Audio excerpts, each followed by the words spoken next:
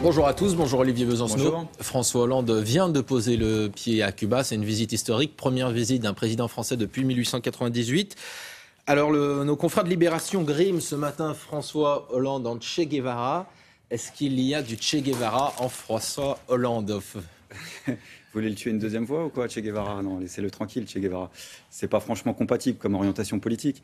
Pourquoi Écoutez, les faits parlent d'eux-mêmes. La politique de François Hollande, depuis qu'il est élu président de la République, c'est d'en faire toujours plus pour les patrons et toujours un peu moins pour les travailleurs. D'ailleurs, si sur l'île, je lui conseille d'aller voir le musée de Che Guevara, il pourra voir quelques dictons, notamment d'un poète cubain indépendantiste qui s'appelait José Martí, qui disait que le meilleur moyen de dire, c'est de faire. Entre ce qu'il a dit et ce qu'il a fait, François Hollande, il y a deux versions, quoi. Il a fait beaucoup pour les patrons. Le pacte de responsabilité, c'était quand même 50 milliards d'euros pour faire soi-disant de l'emploi. Résultat des courses, il y a plus d'un demi-million de chômeurs supplémentaires. Ceci étant, sa présence à Cuba, j'espère que ça servira au moins à obtenir quelque chose de concret. C'est la levée de cet embargo économique qui pèse sur l'île depuis 1962. Voilà, ça, c'est quelque chose qu'on souhaite pour tout le peuple cubain qui a souffert de ce boycott économique et financier inique de la part de la communauté internationale et de la France qui, pendant très longtemps, s'est alignée sur la politique des États-Unis. En revanche, vote la levée de cet embargo depuis un certain nombre d'années à l'ONU. Absolument, mais là, maintenant, il faut passer aux faits. Voilà, donc on espère que ça servira au moins à ça. Donc vous dites bravo à François Hollande de se rendre à Cuba? Non, me prenez pas comme ça, même par les sentiments avec Che Guevara, ça ne marchera pas.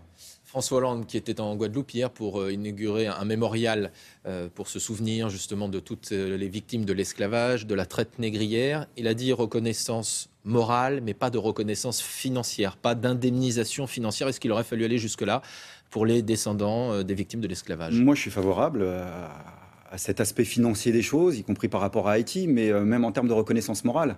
On parlait aussi de reconnaissance politique. Il y a eu un génocide. Les esclaves ne sont pas morts au travail. Il y a eu un génocide, une politique systématique, organisée. Et pardon de le dire, mais ces propos sur les parallèles à ce qui se passe avec les migrants en Europe, pour moi, est un peu déplacé. C'est-à-dire que... C'est pas justifié d'après vous? Non, parce que la traite, c'était quelque chose d'organisé, de planifié par les États.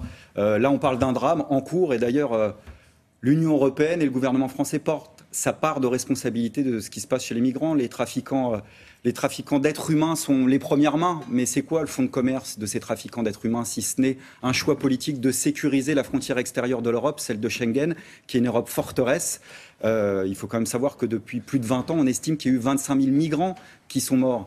Donc quand un patrouilleur français, par exemple, va sauver 217 migrants au large de la Libye, moi je ne comprends pas pourquoi on les rapatrie en Italie et pas en France. Et ça veut dire comme si on devait à tout prix rebalourder ça comme une patate chaude. L'Italie ne peut pas faire seule face à cette question-là. Ça veut dire que François Hollande mélange un petit peu tout quand vous critiquez le fait qu'il... Non, mais il pourrait agir. Là, concrètement, il pourrait agir. La France donne des leçons à la planète entière. Il faut savoir que la France est un des pays les moins accueillants dans l'Europe. Par ailleurs, c'est bien la France qui a mené la guerre en Libye et participé au chaos politique, qui est une des sources de ce qui se passe en ce moment, pas l'Italie. Sur le cas syrien, on accueille 500 Syriens par an et puis il faudrait qu'on applaudisse. Alors qu'un pays comme la Suède, où il y a 10 millions d'habitants, on a déjà accueilli plus de 30 000. Vous savez, en 1979, on avait accueilli 100 000 boat people qui venaient du Vietnam et du Cambodge sans que ça pose plus de problèmes que ça en France. Ces migrants, c'est quoi, si ce n'est, s'il faut à tout prix faire un parallèle avec l'histoire, les boat people du 21e siècle. Est-ce que vous êtes choqué que François Hollande ne soit pas rendu à Moscou pour les célébrations du 70e anniversaire de la fin de la Seconde Guerre mondiale? Ça fait l'objet de critiques ce week-end. Ouais, je sais. Écoutez, moi, je suis pas... Vous savez, il y a deux impérialismes aujourd'hui. Il y a un impérialisme occidental et le cas ukrainien et malheureusement un laboratoire pour ça. Il y a un impérialisme occidental d'un côté, dont fait partie François Hollande, et un impérialisme russe, dont fait partie Poutine. Donc... moi, il ne faudra pas me demander de choisir entre les deux. Donc le secret diplomatique, à ce niveau-là, ça ne m'intéresse pas, franchement. La loi sur le dialogue social dans la ligne de mire des féministes. Chaque année, depuis le début des années 80, les entreprises de plus de 50 salariés dressent un bilan, un état des lieux dans l'entreprise, écart salarial, primes. D'après elle, la future loi Rebsamen devrait mettre fin à ce thermomètre. Est-ce que ça vous choque? Oui, ça sera une raison supplémentaire de s'opposer à ce projet de loi. Il faut savoir que dans le projet de loi Rebsamen, il y a aussi la proposition de fusionner les comités d'entreprise avec les comités d'hygiène et de sécurité, les délégués du personnel, c'est-à-dire au final donner encore moins de pouvoir aux salariés dans les entreprises. Ça s'ajoute à la loi Macron qui, au-delà de la généralisation du travail du dimanche ou du travail de nuit, ce qui était déjà deux bonnes raisons de s'y opposer, faisait comme une petite fixette sur des questions qui touchent aussi au Code du travail, l'inspection du travail, les CHSCT, les prud'hommes. La notion même de Code du travail, il faut bien comprendre par exemple que jusqu'à présent dans le Code civil, c'est l'article 2064, quand on parle des relations à l'amiable, on extrayait les relations au travail. Pourquoi ? Parce qu'on reconnaît que la relation au travail entre un employeur et un employé est une relation de subordination. On vend notre force de travail à un employeur. Et c'est pour ça que comme c'est un rapport de subordination et pas un rapport à l'amiable, on avait recours à un droit un peu exceptionnel, qui est le droit du travail. Et bien ça aussi, c'est remis en cause dans la loi Macron. Donc ça fait un tout, une politique globale, et c'est aussi une des raisons pour lesquelles il faut s'opposer à ce gouvernement. Le gouvernement, justement, qui cherche 15 milliards d'euros d'économies supplémentaires pour 2016. Le journal du dimanche révélait hier qu'il ferait peut-être 1 à 2 milliards d'euros d'économies sur les aides au logement. Qu'est-ce que ça vous inspire ? Là, on est le comble dans le comble du cynisme. C'est sordide même de se dire qu'on va pouvoir, y compris grapper, pourquoi pas sur l'APL, sur les étudiants.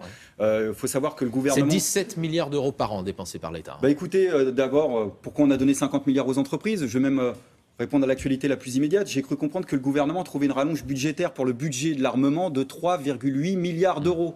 Dans le même temps, on fait 3 milliards d'économies sur le service public hospitalier qui vont se concrétiser par 22 000 suppressions d'emplois. C'est un choix politique, c'est-à-dire qu'on est en train de vivre cet instant sous un gouvernement dit socialiste, d'où mon petit tout-sautement sur la une de Libé, où on est en train de fermer des hôpitaux et donner plus au budget de l'armée. Et qui dit bon budget de l'armée, dit des bonnes ventes d'armes. Donc on vend des avions Rafale dans le monde, on va en vendre au Qatar, à l'Arabie Saoudite peut-être. L'Arabie Saoudite, vous savez... Ça vous choque ?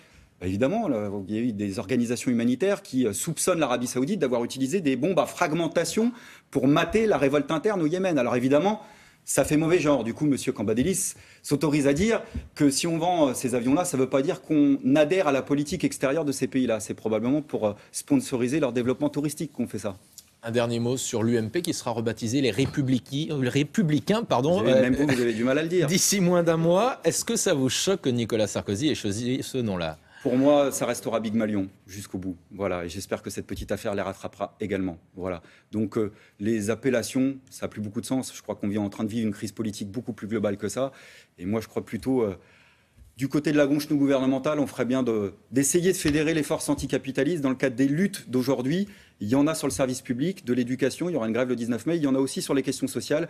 Et je profite de cette antenne très rapidement pour passer un appel pour les salariés de Sambre-et-Meuse. Du côté de Maubeuge, il y a 260 salariés qui vont rester sur le carreau, qui réclament depuis le 18 mars, en occupant leur usine, une table ronde entre la SNCF, l'État et les salariés. Donc que fait le ministre de l'Industrie ? La question est posée ce matin. Merci beaucoup Olivier Besançon. Merci à vous. C'est à vous Liam.